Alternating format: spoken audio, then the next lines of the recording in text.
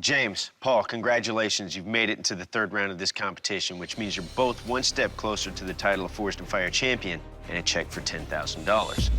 When you came here, you used our forge to create push knives. Now we're sending you back to your home forges to recreate an iconic weapon from history. And that weapon is the Katzbalger. Introduced during the Renaissance in the late 15th century, the Katzbalger became the main sidearm for European soldiers known as Landsknechts. A dominant military force, these soldiers defended the Holy Roman Empire in times of unrest. Designed for close hand-to-hand combat, the Katzbalger was often shorter than other broadswords, but quick and efficient in action. Soldiers wielded these weapons in deadly ambushes, using devious tactics to lure the enemy into fatal attacks. Its sturdy build and broad, sharp blade made it a powerful chopper, while its signature S-shaped guard was instrumental in defense. Good luck, bladesmiths. We'll see you in 5 days. Good luck, man. Good luck, man. It's day one in the challenge, and we're in Moose Pass at the Family Forge. I'm excited to get to work. Okay. Fire's lit. Hopefully we get the blade forged out today, the tang and the fullers, I think that's our blade. and get a good start on the day. Hey, here we go. We're gonna start making a blade.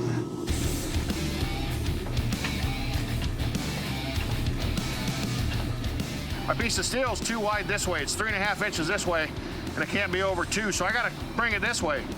If I move too much metal at once, this will fold over. It's called a taco, and there'll be a bad spot in your steel. Small bites, no tacos. We don't like tacos. I'm probably a little behind schedule right now, where I wanted to be. I was hoping to get a little farther with the blade, and it could really bite me in the butt. Imagine, could have turned into something straight. Maybe. Feels good to be home. Best case scenario for day one, get the blade forged out. Worst case scenario is the shop explodes and we all die horribly. My biggest concern is the fuller. I've never put one in a blade. First thing I'm trying is the guillotine fuller. Could work well, but it's muscle powered. That didn't work. The guillotine is not working nearly as much as it needs to. I have to stop and figure something else to try. Plan B, I need to use a set of spring fullers under my power hammer. Her name is Gunhilda, which means battle maiden. That's good. I've got my fuller. It actually looks pretty decent. Feeling pretty sweaty right now. Today is day 3 of the challenge. A little behind where I wanted to be, but hopefully we can catch up. On fire, Paul. You're on fire. No, damn. Woo! You start moving too fast, you just build problems. Today I'm gonna put our handguard on there. It's small. I don't know that this is a savable billet. Oh, no. Having a few obstacles. Handguard got overpressed, and I got too thin. Damn it. So that means I start over. It's tough when you have a failure like I had on the handguard. It cost me 4 hours. It Set us behind a bunch. done. Here we go. To be successful today, I definitely need to be through with the heat treatment and on to the rest of the process. The deadline looms ever closer, but I'm not worried about it unless I have something major screw up. There's a big old nasty warp in it. It's morning of day 5, and today we've got a lot of work to do. We're gonna finish off our handguard, and then a lot of grinding. I'm gonna put this down here like this, and then I'll wrap this around here. There we go. It's gonna look something like that. You know, I'm really feeling the time crunch right now, and I still have to sharpen my edge. See if I can get an edge on it.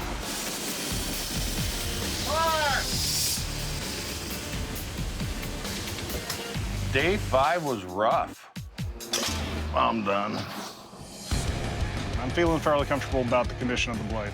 I did a second heat treat to get the warp out. Now I've got to get the handle assembled, I've got to get the grip shaped. I don't have time to waste.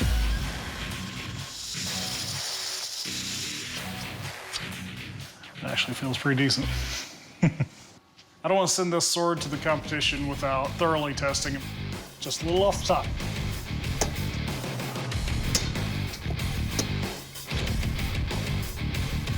Tastes like victory. Gentlemen, this is the strength test of Smith's nightmare. So what we'll do is we'll take your blades, we'll lock them into our vise over here, and fire 1 round from this pistol. Now, if your blade's strong, it should just split that bullet. If not, we could have a blade shatter. James, you're up first. You ready? Ready? Okay.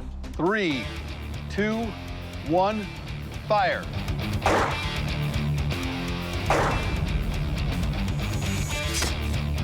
The blade is still intact. I can't see any damage, so we're good to this point. You can actually see where it left a little bit of that bullet on your blade. There's the tiniest deformation. Other than that, everything's still together. Good job. Nicely done. All right, Paul, it's your turn. You ready? I'm ready. Okay. 3, 2, 1, fire.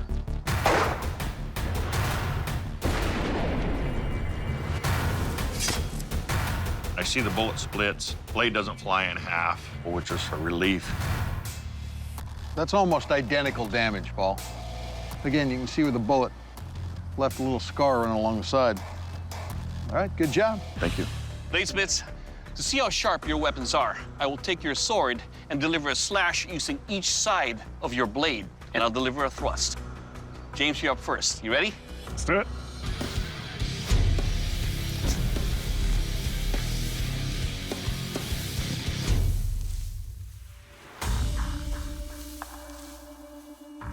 All right, James, let's talk about your sword. Your edge is razor sharp. On the delivery downward, it was easily into the bag and slashed into it. Your tip, not coming to an exact point, but because of that edge geometry, was easy enough to thrust into this bag, and your blade will cut. Good job. Thanks. Paul, you're up next. You ready? I'm ready. Let's do this.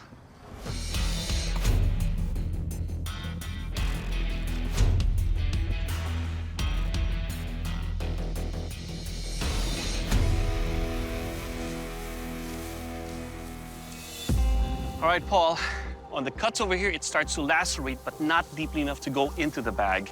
The edge geometry you have of your tip over here isn't as sharp as I thought it would be. This did not penetrate the bag at all. When you flipped it over, same thing also with the other edge. It did lacerate, but not as deep. Overall, your blade will still cut, not as deeply. Yep.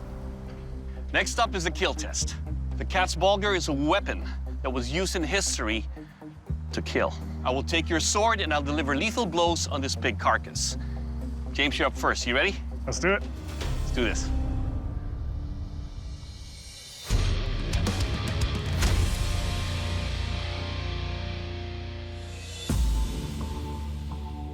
All right, James, let's talk about your blade.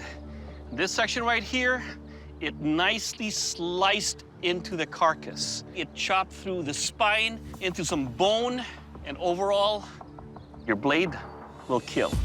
Thank you. Good job. Paul, you ready? I'm ready.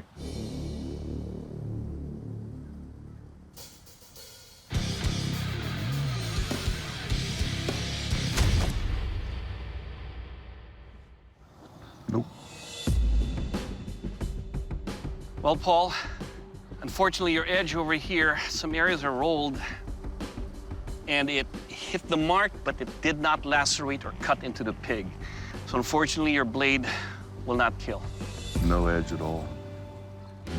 Gentlemen, I know you've worked very hard on your blades, but in this arena, there can only be one Forged in Fire champion. And that champion is James. Congratulations, you are the Forged in Fire champion. Thank you. Paul, unfortunately, your blade did not make the cut. Paul, please surrender your weapon. I absolutely agree with the judge's decision. Paul, thanks, Mike. Thanks, appreciate you guys. I mean, I just ran out of time. There's nothing else. Congratulations, man. Thank you. His blade performed the way it's supposed to, and mine performed like a spoon. I may not be the Forged in Fire champion, but ladies, I'm single and ready to mingle. Golly, love to dance. James, congratulations. You are the Forged in Fire champion and will be leaving here with a check for $10,000. Good job. Thank you. I'm the Forged in Fire champion. I will never win points for prettiness, but With the test here or on the battlefield, it's not the pretty weapon that wins. Good job. I'm very lucky to be able to make a living creating something useful, and I will use my winnings to make more blades.